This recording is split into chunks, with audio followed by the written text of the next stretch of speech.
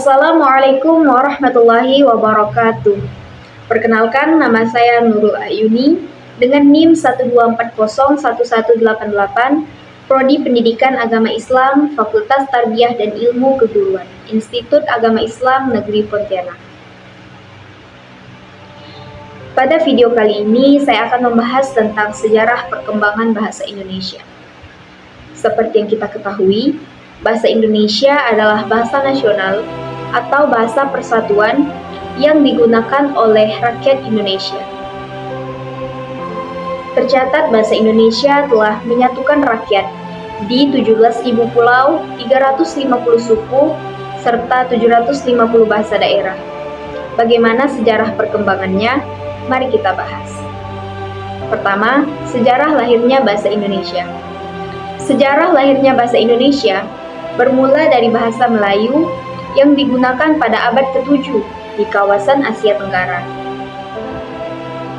Penggunaan bahasa Melayu dapat dibuktikan dari sebuah prasasti di Palembang tahun 683 yang penulisannya masih menggunakan bahasa Melayu.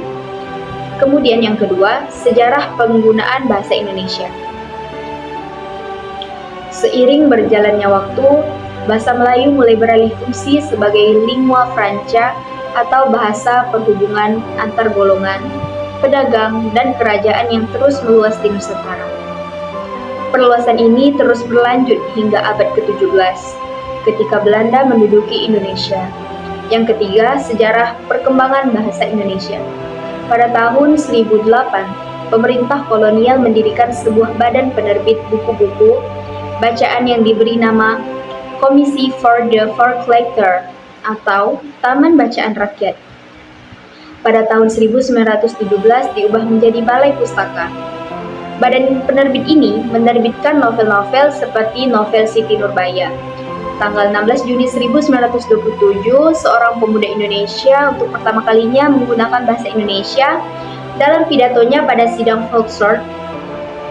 Pada tanggal 28 Oktober 1928, secara resmi Muhammad Yamin mengusulkan bahasa Indonesia sebagai bahasa persatuan Indonesia yang kemudian disahkan menjadi bahasa nasional.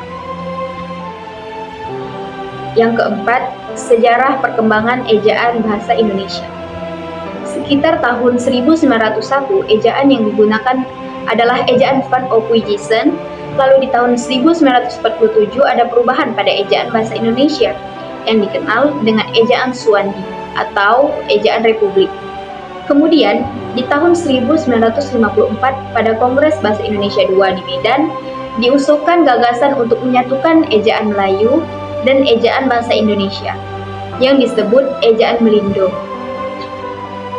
Tahun 1966, Lembaga Bahasa dan Kesusastraan LBK mengusulkan konsep baru sebagai ganti ejaan Melindo. Pada tahun 1972, setelah melalui beberapa kali seminar LBKA, menjadi konsep bersama Indonesia, Malaysia, yang seterusnya menjadi sistem ejaan baru yang disebut ejaan yang disempurnakan atau EYD. Baiklah, sekian video penjelasan dari saya. Semoga video ini dapat menambah pengetahuan kita tentang sejarah perkembangan bahasa Indonesia. Sekian dari saya. Wassalamualaikum warahmatullahi wabarakatuh.